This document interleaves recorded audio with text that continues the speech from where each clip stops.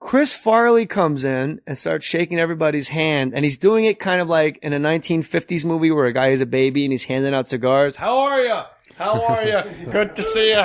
But these are like his friends, and they're just cracking up, dying laughing. When you were with Chris Farley, you were powerless, like a drug, like alcohol, like pills, like heroin, like smoking. You couldn't not fall down, laugh, cheeks hurt, and go, how do I stay around this person at all times? He was that amazing. Jim Downey, the head writer, goes, Chris, and acts like Jim Downey's like one of his go-to characters, the head writer, Jim Downey of Saturday Night Live at the time. One of his go-to characters is the like mock, like the fake, like I'm really annoyed at you right now. And he go, Chris, what the hell do you think you're doing? And Chris goes, what? Because Chris was sweet and he didn't want anybody to be mad. And he goes, we got a new cast member over here. This is Jay Mohr. He's a featured performer, and you're out here dicking around. You got to go say hi to the guy, Chris. Chris goes, how are you, young fella? And walks across the room to shake my hand, fake trips about 10 feet away. His glasses fly off, hit me in my eye. I can't see. And he falls face first into my crotch and begins miming, sucking my dick. And he's going, how are Jay Mohr?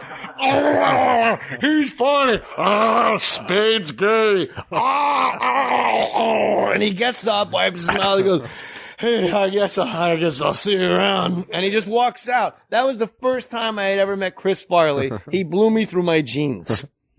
The greatest Chris Farley story, and then we'll move on to something else. We'll talk about Marissa Tomei. I promised you that, I think. Chris Farley came into Dave Attell and mine's office. Dave Attell and I had been up for about 48 consecutive hours, drinking a little, just mostly going mad because there's not an idea in your head, but your entire job depends on putting ideas on paper and handing them in, and you got nothing.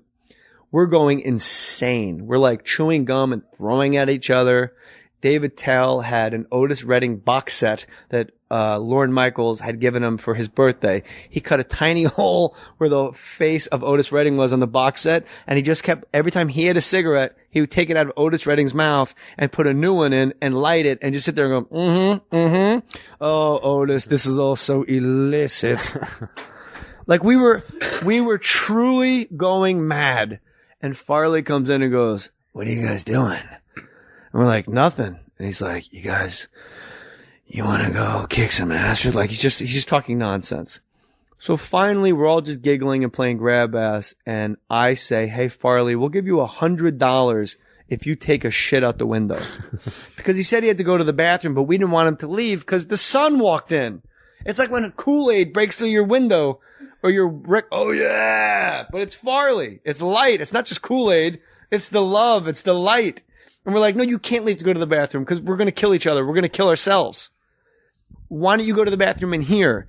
And we're like, how about in the trash basket? And we realize that'll stink and be disgusting. So we go, why don't you take a shit out the window? And he goes, how much? And we're like, $100, you shit out the window. He goes, you got to give me the money first. We give him $100. He climbs up on the windowsill, opens it. And this is like, no, it's freezing out. And he slams the window up. It's one of those old janitor windows. It's not a small window. It's a big industrial 30 Rock window. And just with the wave of an arm, he was a ridiculously strong man, like Ken Patera, world's strongest man. Take these ship anchors and toss them into the second story window contest, strong guy. And he lifts it up and he stands with his ass out on the ledge. And the only thing in the room, inside is his head because the windowsill is resting now like a yoke on the back of his neck and shoulders and the front half of his feet. The rest of all 330 pounds of Chris Farley are outside the building of 30 Rock. And he is pushing with his pants around his ankles as hard as he can to get that $100, to earn it. You know why? Because he had to put his name on it. If you're giving me $100 to shit out the window, I gotta shit out the window or I gotta give the money back. That's the kind of guy he was.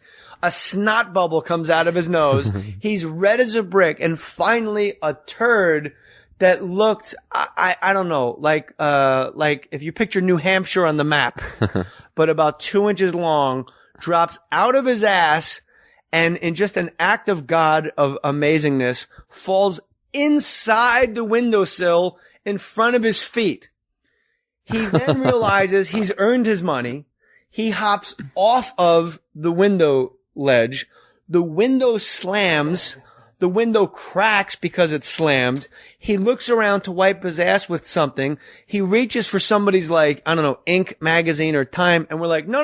We're like, we need that. Don't wipe your ass with our magazines. So he wipes his ass with his hand. He wipes his ass with his hand. He pulls up his pants, cinches his belt, looks down at his hand, realizes it's covered in human shit. Now, what are you going to do with this? Are you going to go wash your hands, or are you going to wipe it on David Tell and Jay Mohr's faces as a game? So for the next 10 minutes, me and David Tell are sprinting through the hallways of 30 Rock with Chris Farley behind us, and he's acting like a zombie, like when you're a kid. And his eyes are rolled up in his head. It's crazy. And I wing myself. My shoulder hits a bookshelf in the hallway, and I fall flat on my back, and Farley's standing over me with a hand of his own crap, and it's getting closer to my face. And then I realized I've seen other guys trick Farley, so I go, Farley, you fucking asshole, I think I broke my shoulder. Get away from me, I swear to God. And he goes, really? Are you okay, man? Because he was sweet. And I just stood up, and I ran out of the building, and I looked for a cab to throw myself in front of, because I realized where I worked was not a place where people are or stay well. That's Saturday Night Live. Couple little gimmick stories there, but it's all real. I put my name on it. Barry Katz is with us again.